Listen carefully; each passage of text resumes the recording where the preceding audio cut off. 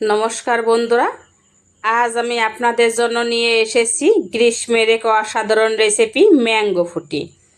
এই ম্যাঙ্গো ফুটি খুব সহজেই বাড়িতে বানিয়ে খেতে পারবেন, খুব সহজে।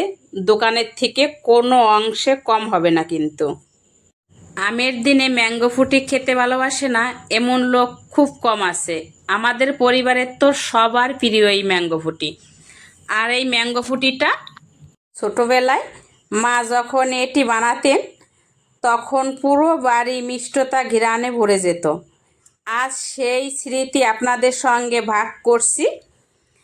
মাত্র কয়েকটি সাধারণ উপকরণ দিয়ে কিভাবে তৈরি করা যায় এই অসাধারণ ম্যাঙ্গো ফুটি, চলুন তাহলে দেখে নেওয়া যাক আমি কিভাবে এই ম্যাঙ্গো ফুটিটা বানিয়েছি আমার মায়ের মতো করে। তো প্রথমে এখানে আম নিয়েছিলাম, ধুয়ে কেটে নিলাম। পাশ করে কেটে নিয়ে মাঝখানে এরকম একটু ফালি দিয়ে নিচ্ছি। এই ম্যাঙ্গো ফুটিতে কিন্তু আমি কোনো রকম ফুড কালার দেব না। ফুড কালার ছাড়াও কিন্তু খুব ভালো ম্যাঙ্গো ফুটি বাড়িতেই বানানো যায়। স্কিপ না করে ভিডিওটা দেখতে থাকুন, আশা করি ভীষণই ভালো লাগবে। আর খুব সহজে এই বাড়িতে বানিয়ে দিতে পারবে, পরিবারের সবাইকে মন জয় করতে পারবে এই ফুটিটা বানিয়ে খাইয়ে দিয়ে। আমি দুটো আম নিয়েছিলাম, আপনারা কম বেশি আপনাদের পছন্দ মতো নিতে পারেন। আর এখানে কেটে নিয়েছিলাম ছোট ছোট টুকরো করে কাঁচা আম। এখন দিয়ে দেব, এই পেস্ট করে নেব, একটা মিক্সার বাটিতে দেব। এখন দেব কাঁচা আম। দুটো আমের জন্য একটা কাঁচা আমই যথেষ্ট। আর নিয়েছিলাম এখানে আমি গুঁড়ো করে চিনি, আপনারা চাইলে গুঁড়ো নাও করে নিতে পারেন। চিনিটা দিয়ে দেব। দুটো আমের জন্য আমি হাফ বাটি চিনি নিয়েছিলাম।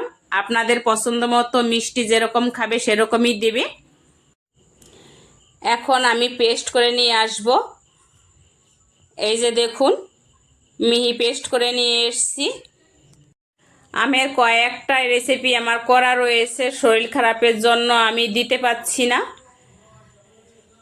তো এখানে আমি আমটা একটা কড়াইতে নিয়ে নিলাম। আর এই যে এই মিক্সার বাটিতে জল দিয়ে দিলাম। বাটিটা ধুয়ে দিয়ে দেব হাফ বাটির মতো জল। আপনারা চাইলে জলটা পরেও দিতে পারেন, আমি জলটা আগেই দিলাম, এতে খেতে ভালো স্বাদ হবে। জল দিয়ে জাল দিয়ে ফুটিয়ে নেওয়ার সাথে গ্রান স্বাদ অন্য রকমের আসবে, ঠিক দোকানের থেকেও বেশি। যেরকমটা আমার মা করতো সেরকমটাই আমি করলাম। আর এখানে দিয়ে দেব এই যে লেবু। লেবুটা অপশনাল, আপনারা চাইলে দিতেও পারেন নাও দিতে পারেন, আমি দিয়ে দিলাম, খেতে বেশি ভালো লাগবে। তো এখানে উনান ধরিয়ে জাল জ্বালিয়ে দিলাম।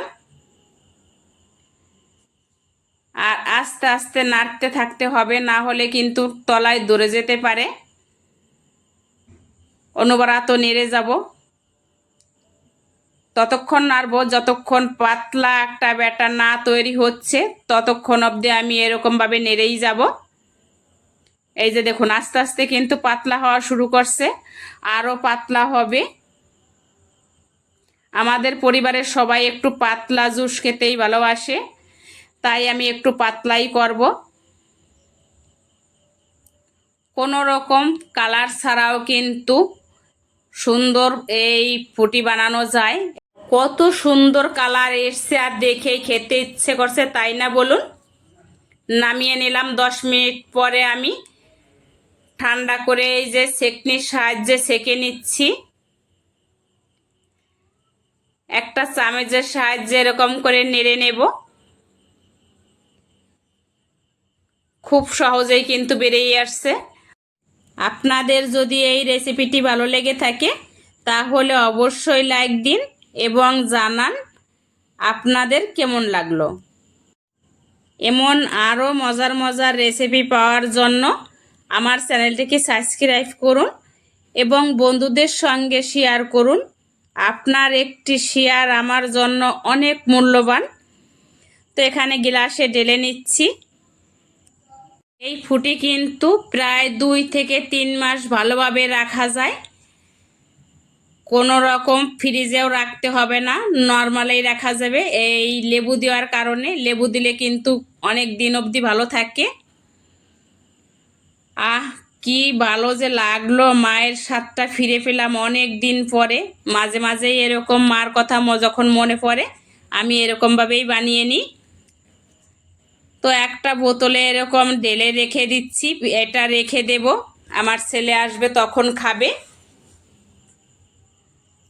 আপনারা যেরকম কাচের বোতল থাকলে সেই বোতলেও রেখে দিতে পারেন, একটু ঘন করে। আমি পাতলা করেই রেখে রাখবো, আগেই বলেছিলাম প্রথমে। এই পাতলা ফুটি খেতে আমার ছেলে ভালোবাসে, এই কারণেই পাতলা আমি রেখেছি। পরবর্তী ভিডিওতে আমি নিয়ে আসছি আরও বিশেষ গ্রীষ্মকালীন রেসিপি।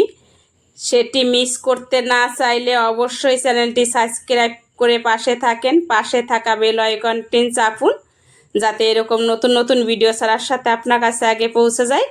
ধন্যবাদ।